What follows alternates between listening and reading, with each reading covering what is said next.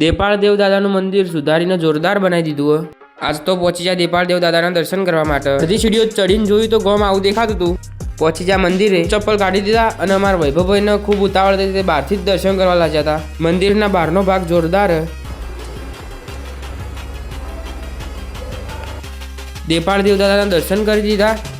મંદિર ઉપરથી તો ગામનો નજારો જોરદાર હતો. આ મંદિર કેવું લાગ્યું કોમેન્ટ કરજો. કોણ કોણ આવેલા આ મંદિરે?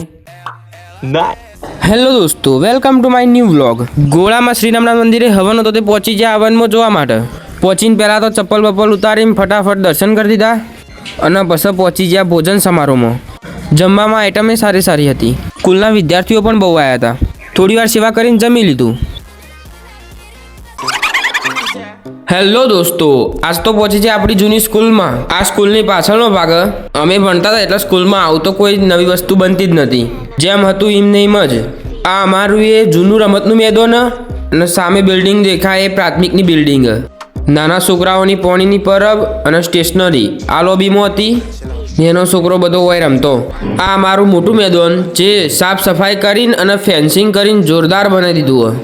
આ ઊભા હી અમારા સ્કૂલના માલિક હી અને આ સ્કૂલનો માધ્યમિકનો વિભાગ.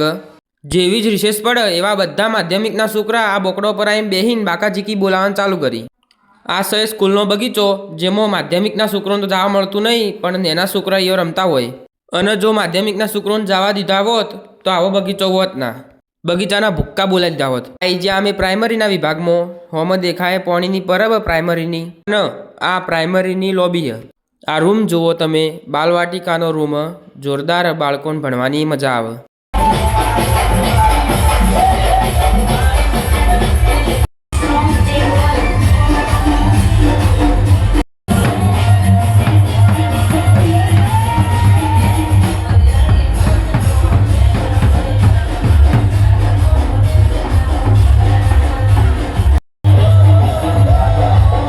ઓટોમેટિક ગાડી આજ રજા ઉપર, કારણ કે રસ્તા પર હેડે એમ નહીં.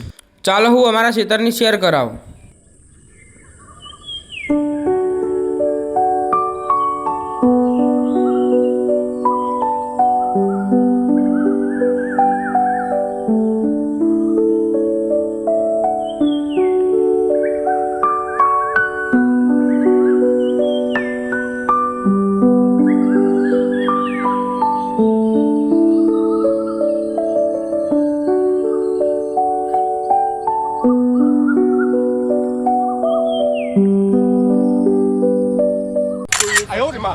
હેલો દોસ્તો, welcome to my new vlog. આજ તો આપણા ખેતરમાં લોડર આવી ગયું હતું, કારણ કે આપણે ખાતર ભરવાનું હતું. અને લોડરવાળો ડ્રાઈવર થોડો કાચો હતો અને એક ટોલી ખાતર ભરતા એને 10 થી 15 મિનિટ થતી હતી. ખાતર ભરીને આપણા ખેતરમાં નાખવાનું હતું. કાકાના ખેતરમાં થોડી શાકભાજી વાવી હતી, પાલક, અને ઓને રીંગણ કહેવાય. તમારી ભાષામાં એને શું કહેવાય કોમેન્ટ કરજો.